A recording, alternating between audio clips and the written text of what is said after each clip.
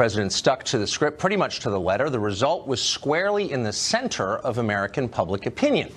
You heard broad appeals to national unity, calls for strong borders, a robust military. You heard warm words for the country's bedrock institutions, from the family to our democratic process.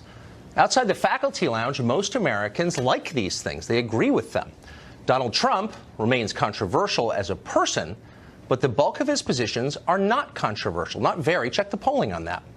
And that may be the key thing to know about our current politics. It's mostly personal. If you read a Trump speech in a British accent, pretty much everybody would applaud. Not everybody, but most people. Well, maybe unfortunately for all of us, last night's State of the Union was not delivered in a British accent. Democrats did not applaud. In the modern Democratic Party, everything Donald Trump says is hate speech, even the things the left once agreed with. Yes, Trump has changed the Republican Party. A lot has been written about that. But not nearly as much as his administration has changed Democrats. If you just returned from a year abroad, prepare yourself. You will not recognize the new Democratic Party. Last night, Democratic members refused to stand or clap when Trump praised the national anthem, when he praised military veterans, when he pointed out new low black unemployment numbers. Some refused to stand for Steve Scalise, the Louisiana congressman who was nearly murdered last year by a Bernie Sanders supporter. So what is going on here? Well, obviously they're giving Trump the finger. Bad manners are now a form of resistance.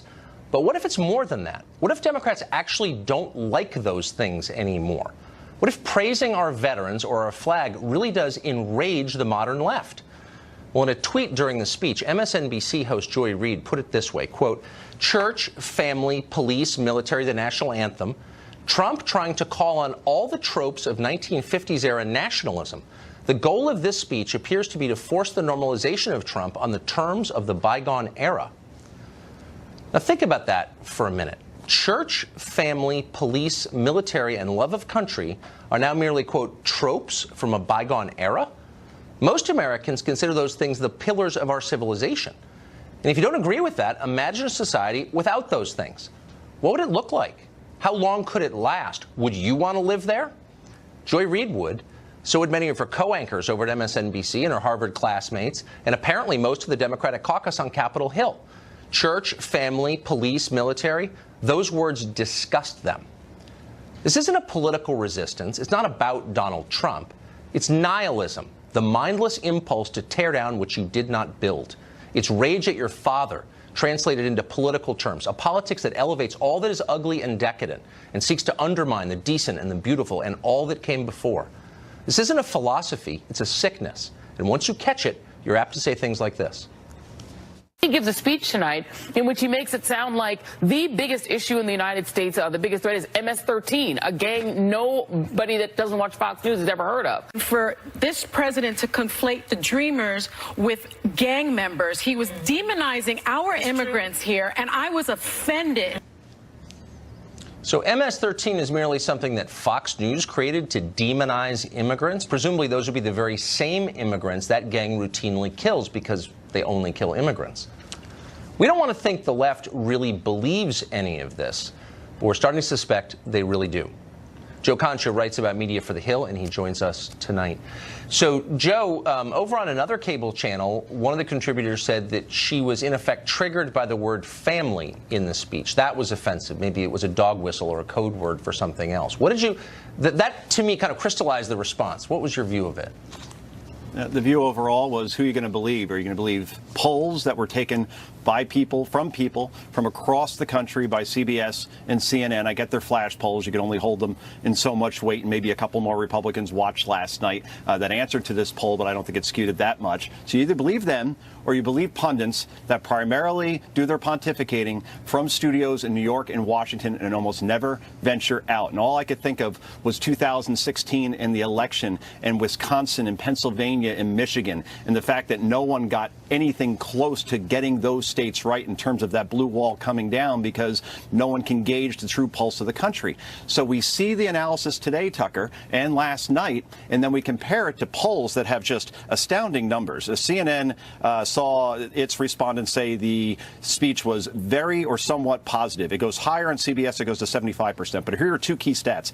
8 in 10 in the CBS poll who watched felt that the president was trying to unite unite the country rather than divide it. Yet all we heard from pundits was that this was a gloomy and divisive speech. And finally, out of the CBS poll, put the partisans aside, those who identify as independents, 73% saw this speech as positive. But if you never heard about these polls and you watched the coverage today, you would think that this was one of the worst, most divisive, most darkest speeches, most darkest is a double negative, darkest speeches that we have ever seen from a president. It's almost as if there's a disconnect between the public and the people who are supposed to be gathering its news and presenting reality to them.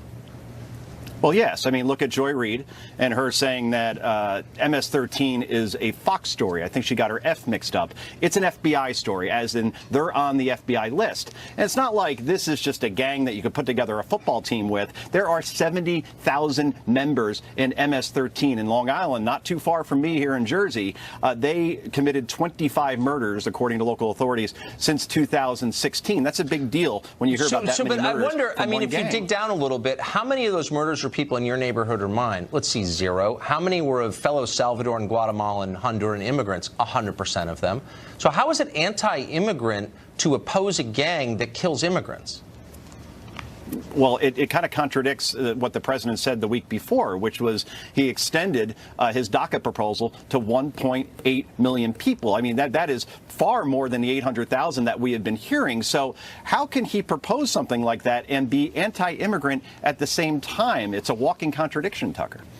So you got to wonder, I mean, is there anyone who's at these networks who's thinking through what life after Trump might look like? I mean, if you alienate half the country or devalue your credibility with all the country, because they have, what happens when he's gone? Oh, boy.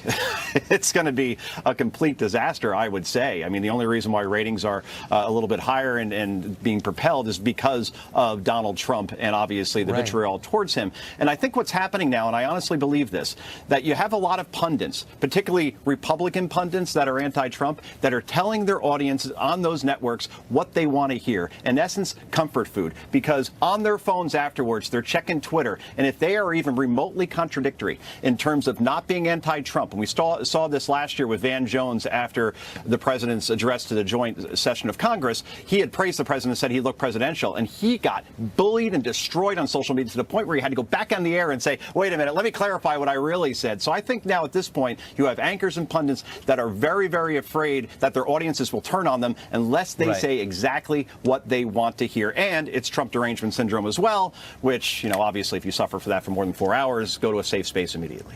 Yeah, it's an airless room, and Twitter makes it worse. Joe, thank you for that. Good to see you.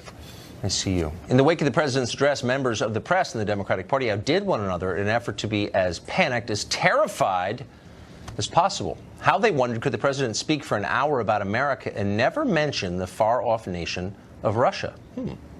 This is a president who's under criminal investigation right now for obstruction of justice with regard to the Russia investigation.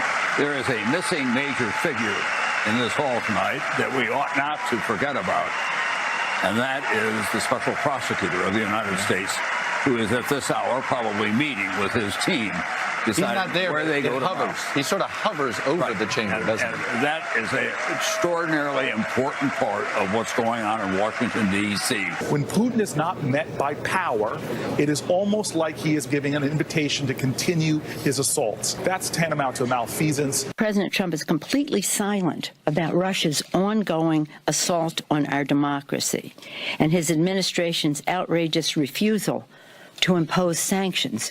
What's that about? What is that about? What do the Russians have on him politically, personally, financially? Noted foreign policy experts Nancy Pelosi and Cory Booker, ladies and gentlemen. Well, Illinois Congressman Luis Gutierrez went even farther. He became the most hysterical, heavy breathing now. He said the president's speech, this is what he said, quote, whoever translated it for him from Russian did a good job. Mark Green is a Democrat. He's a creator of Shadowing Trump on Twitter. He's published 23 books on public affairs, been around. Mark, you have been around long enough to remember when the McCarthy era was kind of a central lesson for American liberals, when hysteria overtakes the political system and people start accusing one another of things without any proof at all, and people are drummed out of the public sphere because of it. And at the time, people said things exactly like Congressman Gutierrez said. Oh, it translated from the original Russian. Does it strike you that your side is doing that exact thing right now? Not at all. Let's stick to the facts. I do think Trump's State of the Union was passable. If you have amnesia over 18 months in the past, where he, of course, mocked and insulted Meryl Streep, Mexicans, Muslims. Wait. He mocked Meryl Streep. I wasn't aware of that. I didn't know. I kind of supported him until I found out he mocked Meryl Streep. 5 minutes to play to your audience. No, I'm done. Meryl Streep. You had 5 minutes. Maybe give me 1 minute. All fact checkers, led by the Washington Post, have documented over 2,000 misleading or false statements. You know, did Barack Obama illegally wiretap Donald Trump? Of course not. Should he have said of a talk show host he had a bad face job? No. Listen. Oh, get going. It's your show now. But can I ask you a real question? Wait, one more sentence. His intelligence agencies have said that Russia hacked our election. So he is silent on Putin. They haven't explained what that meant. And he plays up MS-13. So if Democrats are upset, you say they're hysterical. His tweets and his public comments are so hysterical. Got it. World popular opinion has gone from 60% favorable for America to 20%. Tucker, right. Okay, they're the laughing Belgians don't you. like this. Okay. Can I ask you a couple quick questions, though? Please. Look, I get Democrats don't like Trump. They hate his tweets. I kind of hate his tweets, too, so I get that part. And his false statements. Oh, all right. Okay, fine. And he attacked Meryl Streep. Wow, that's too much. But why would they sit and refuse to clap when he said nice words about the national anthem and our military veterans? What message does that send? Well, you and I know that Democrats and Republicans have a bipartisan affection for the military. And for you to pretend Democrats are anti-military is ridiculous. I'm not pretending anything. I'm asking you a question. What's the answer? You know what's going on with the flag. No, how about let's start with the veterans. What's going on there? Are you triggered by veterans? You have the salute. The flag is not about veterans. Well, I'm asking you about veterans. He was complimenting veterans. They sat there. No. Why? You have the right to salute the flag. You know that Donald Trump has gone after black athletes like Colin Kaepernick who want to protest police misconduct. Trust me, I know everything's racist. He did that. He is so anti-minority, which is why he gets 5% of the black vote. Blah, blah, blah. And he's mean to Meryl Streep. I agree. No, it's a bridge too far. Can I ask you a question, though? Why, when he says complimentary thing? No, I'm going to let you answer. Please answer the question I asked, which is when they sit there and hear him compliment our military veterans and refuse to applaud. I know they don't like him. That's fine. But why not applaud the veterans? Of course Democrats are for veterans. But why not applaud them? Why is that hard? I don't understand. You're talking about the audience response. I thought this was about Trump's State of the Union, right? When Steve Scalise gets a standing ovation, why not just join it? He's a member of Congress who was shot by a Bernie supporter. He's still alive. That's good. Why not support that? I don't understand. I'd hate to think Democrats are becoming extreme and deranged and out of touch with popular opinion, but that's the conclusion I'm reaching because I watched last night. Joe, who talked about polls, you just said out of touch with popular opinion. I Why believe can't you that applaud for Steve Scalise? Why is that hard? You're talking about Steve just answer my Scalise. question. Allow me to finish a sentence after the comma. You want to talk about polls because he is an incessant liar, and because he is insulting Dreamers as if they are all MS-13. Oh, did he say that last night? I thought he was offering amnesty to 2 million of them. For $30 billion wall that Mexico didn't pay for. Come on, Tucker. Let's hear the full thing. Mark, you used to be such a reasonable guy. I look at the landscape and I think Trump says some unreasonable things, but then the left doubles down and becomes so much more unreasonable than Trump that you're going to get him reelected by your inability to follow a linear thought without yelling about Trump and Meryl Streep. You acknowledge in a clause, he says some unreasonable things. Yeah, he does. But the black Democrats didn't applaud because he took false credit for black unemployment. Look, let's talk numbers.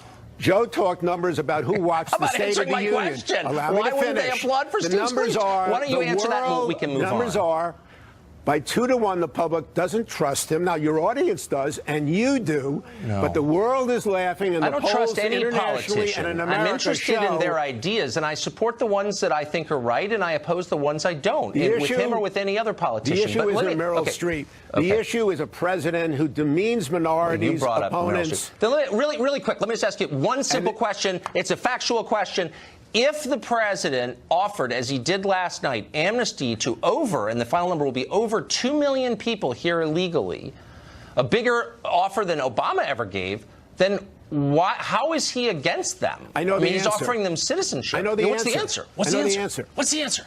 All of us would agree to it in a bill just about dreamers. But what Trump is saying is, I'll do it if you give me $30 billion for a wall that's not necessary. Why is he linking the dreamers to something else? It's Republican Why is he linking ransom. people who snuck in the country to attempts to keep other people from sneaking in the country? I don't know. Let me think about it. I'll get back to you tomorrow on that, Mark. Tucker, $10. What are you insane? Did they sneak into the country or were they babies? Tucker? Well, their parents snuck into the country and they're getting amnesty too.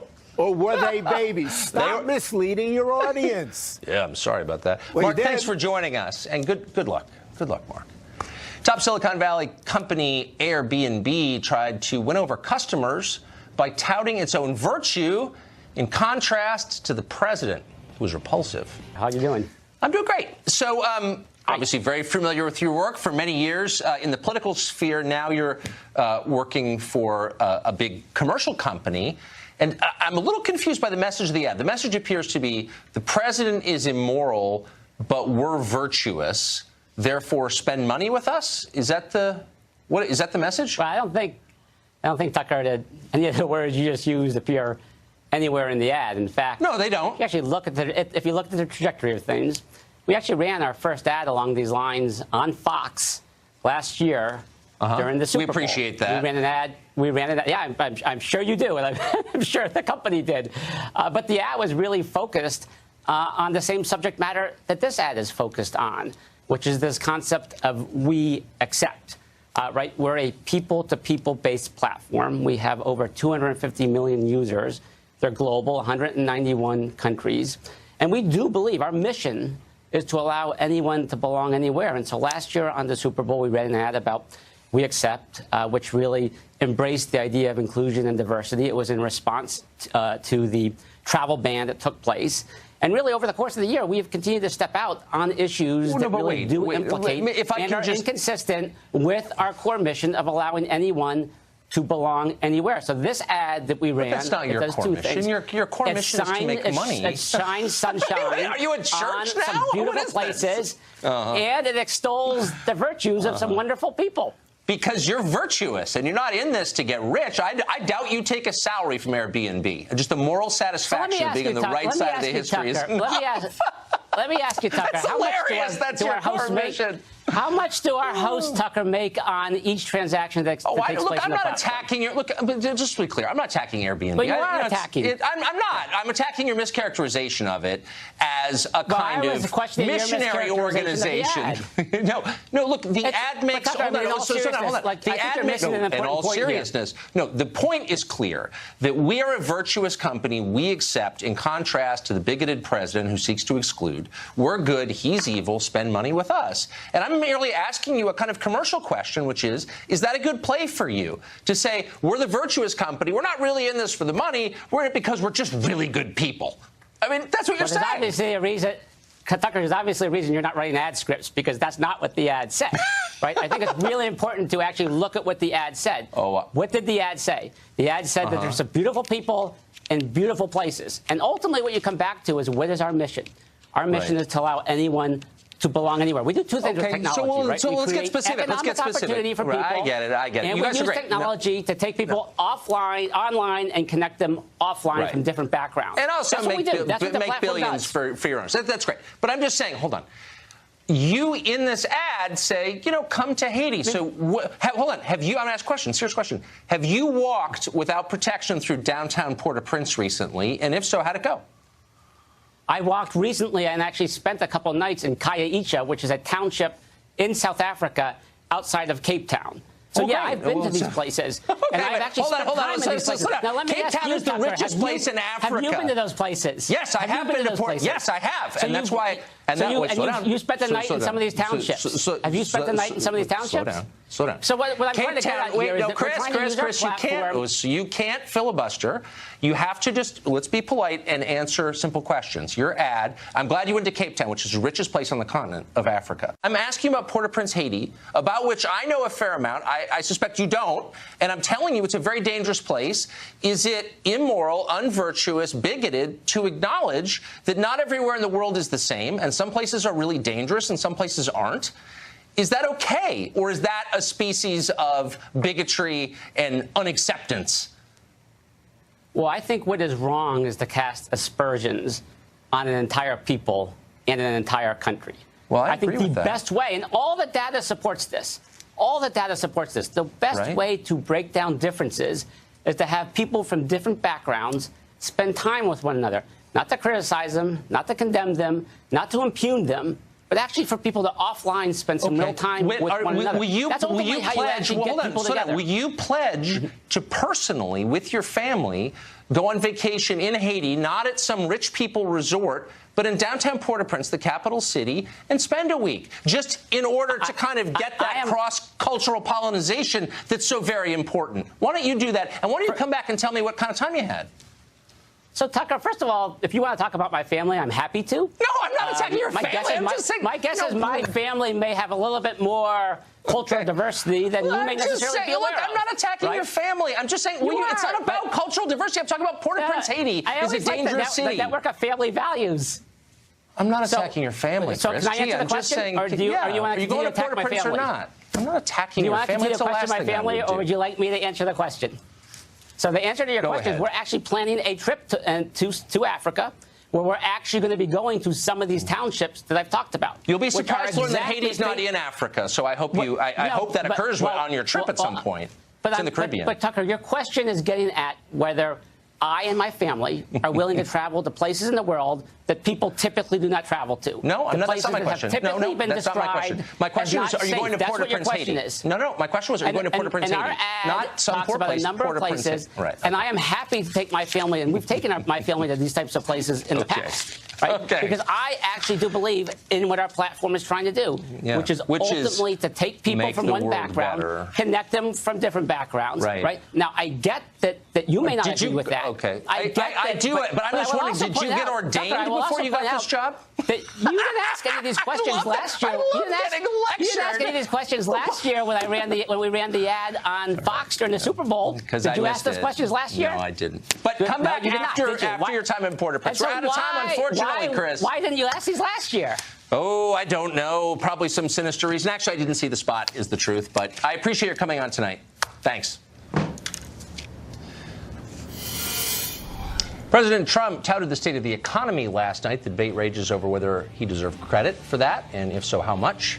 We've got a tech founder, the head of oversight. He said the stock market has hit all-time highs. All of us are aware of that. In the wake of the new tax bill, Apple and other companies have announced plans to repatriate billions in overseas earnings, bring them back here. But are the signs as good as the president says? And if they are, does he deserve credit for them? Patrick Byrne is in business, to put it mildly. He's founder and president of Overstock.com.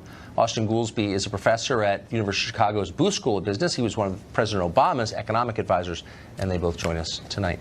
Thanks both for coming on. So, Patrick Byrne, you run a big business, a business that you started. So you're in, I think, a pretty good place to assess the effect of these economic policies on business. How's it been? Well, it's definitely been positive. It's been positive in a number of ways. The tax, first of all, as a good Keynesian like Austin knows, part of the economy is the animal spirits. And certainly I would say this president has been very good for the animal spirits of the economy. In addition, the tax relief is absolutely overdue and necessary. And something that gets overlooked as far as the economy is he's pro-rule of law. He basically went to the Federalist Society, is what we read in the paper, and he got them to suggest who's all the federal judges, the next 60 that I should appoint. And that's a very pro-rule of law move, and that's very good for the economy. So, Austin, here you have a man who runs a multi-billion-dollar company saying these policies have helped his company. Isn't that the acid test? Well, that's one. I believe Donald Trump deserves some credit for the economy. I believe that the objection was the trying to take 100% of the credit for the economy, and that's where we disagree. So if you take the black unemployment rate in the United States, it is at record lows. It fell 8 percentage points under President Obama. It has fallen another 1 percentage point under Donald Trump. I think Donald Trump deserves some credit. And in the tax plan, there are certainly things that gave large amounts of tax cutting money to corporations, and they're quite happy about that. And I hope that that will lead to higher growth in the economy. I want that to be true.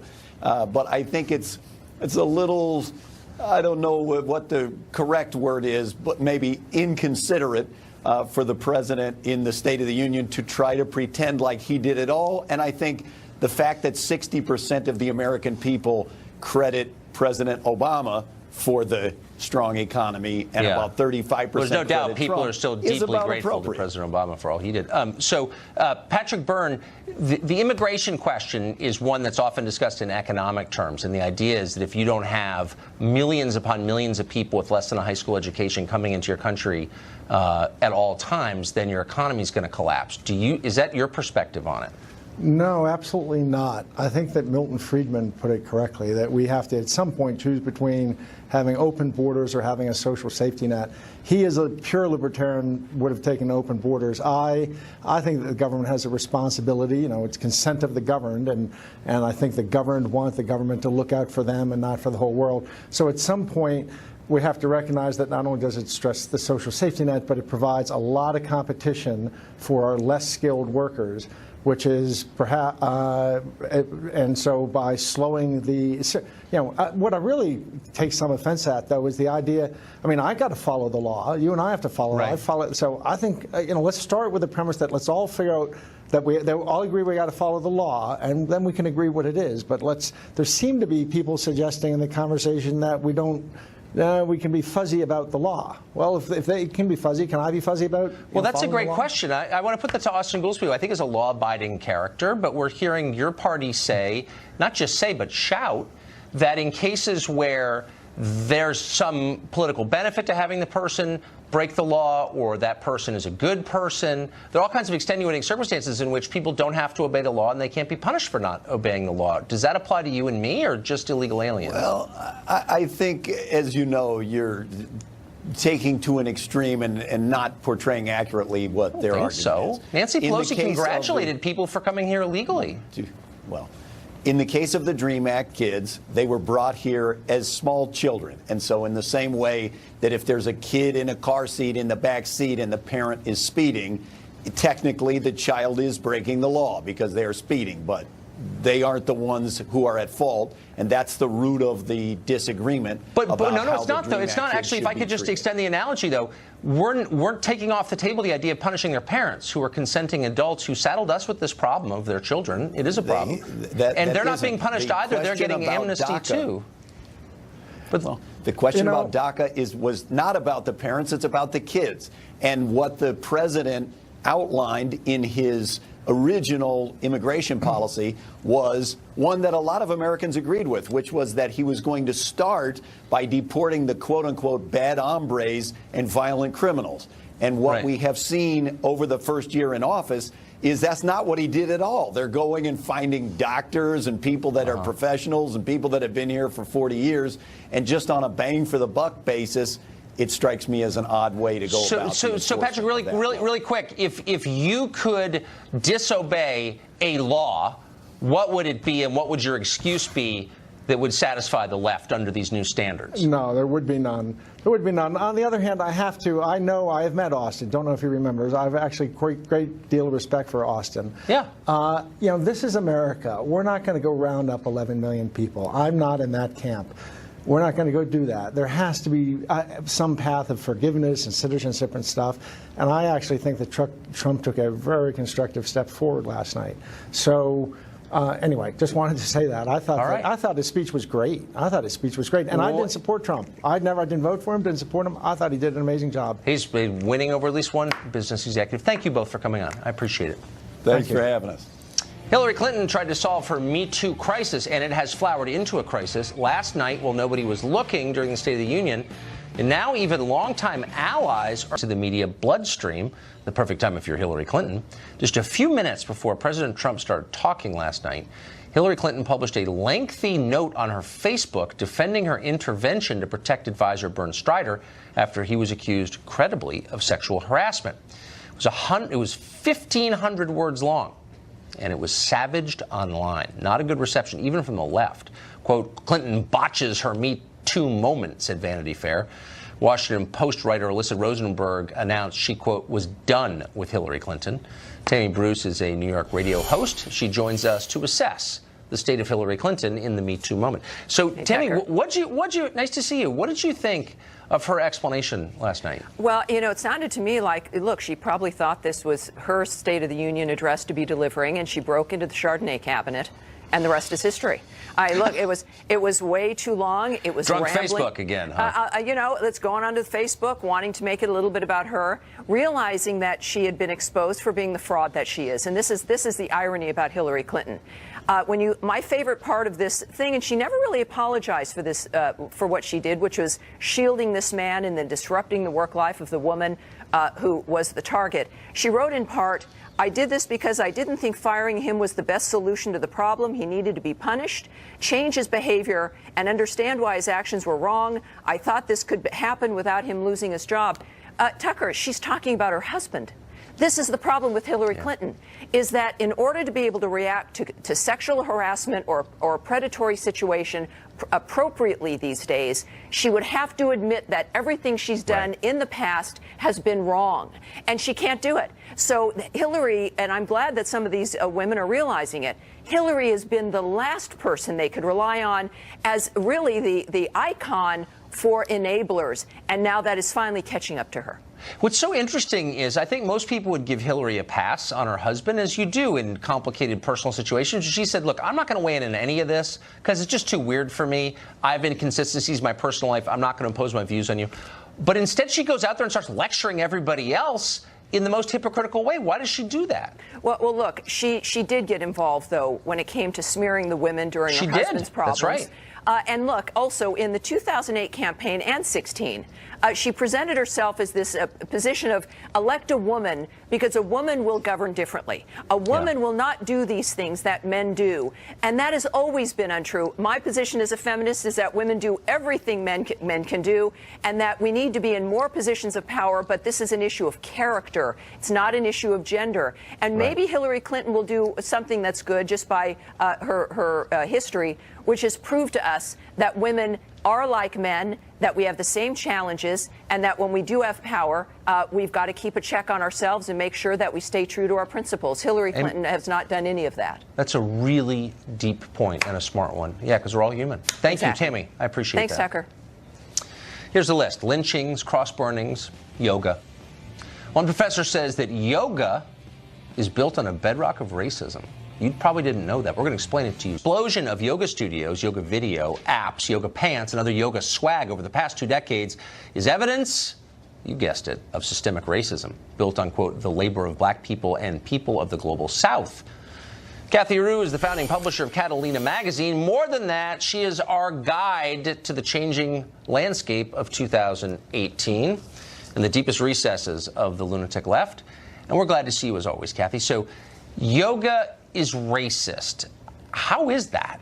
Well, according to this article, many white people who do yoga, and it's mostly white people who do yoga, so few of them understand the culture, the history, and the religion behind yoga, and they're simply enjoying it for the physical aspects of it. So they're not truly understanding yoga and what it goes back to, and they need to if they want to appreciate it, and if not, they're simply giving into this viewpoint of white supremacy, according to this professor. Huh. So if yoga is racist, is hot yoga more racist or less?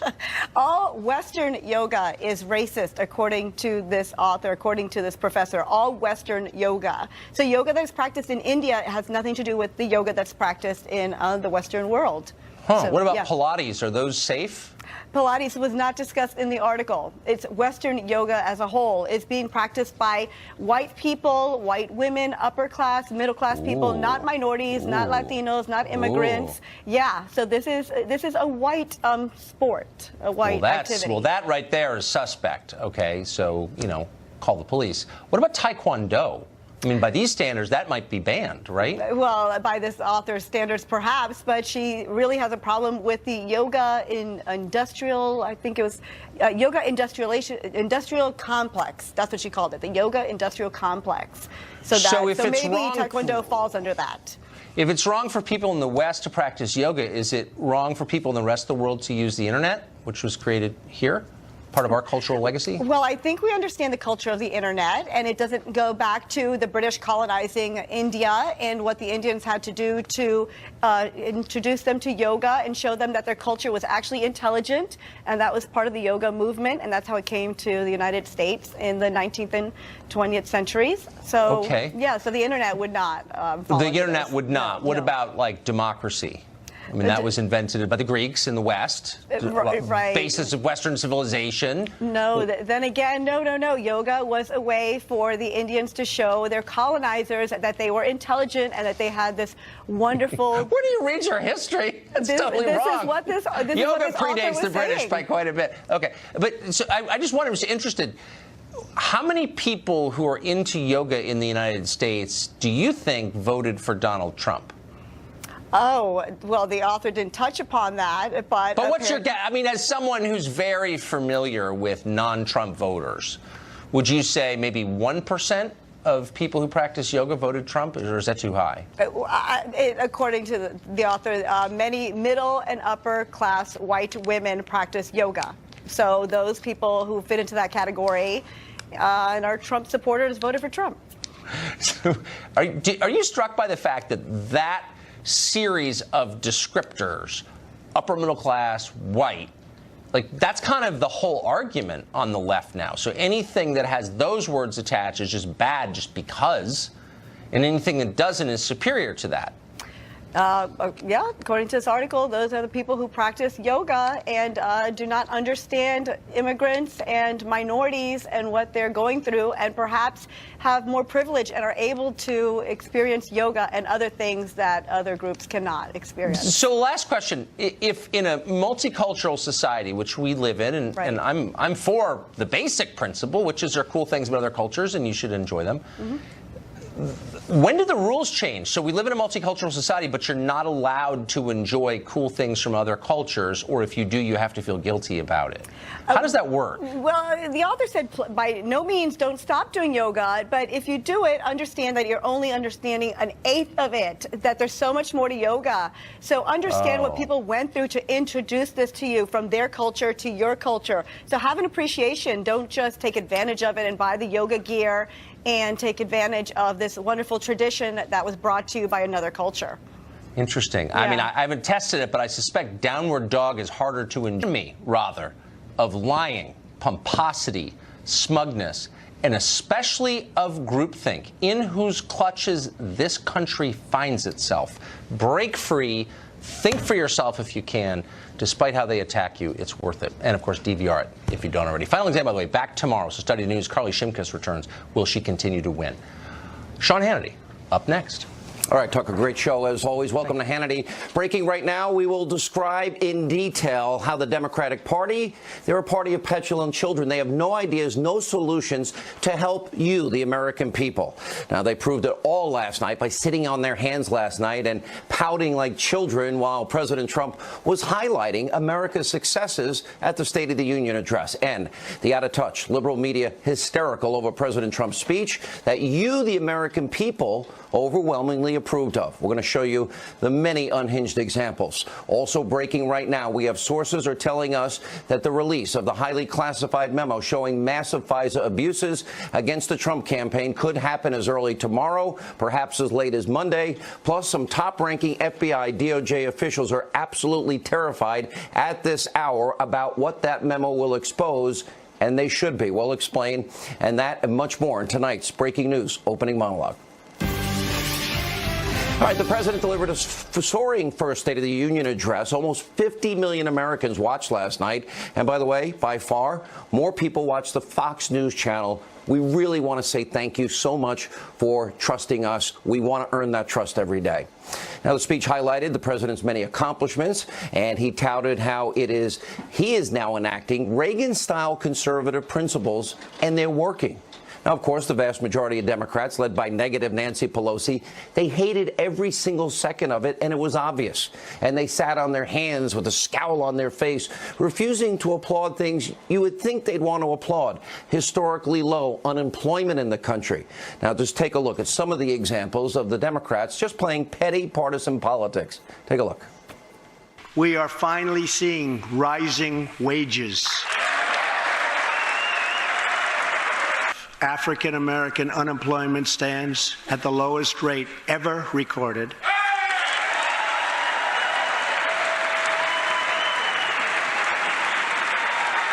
Hispanic American unemployment has also reached the lowest levels in history.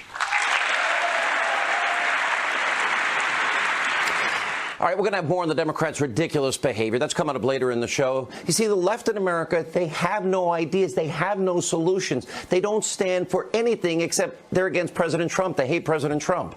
Now, Congressman Luis Gutierrez even walked out of the speech during chants of USA, USA, and his excuse? Oh, he had to get ready for an interview.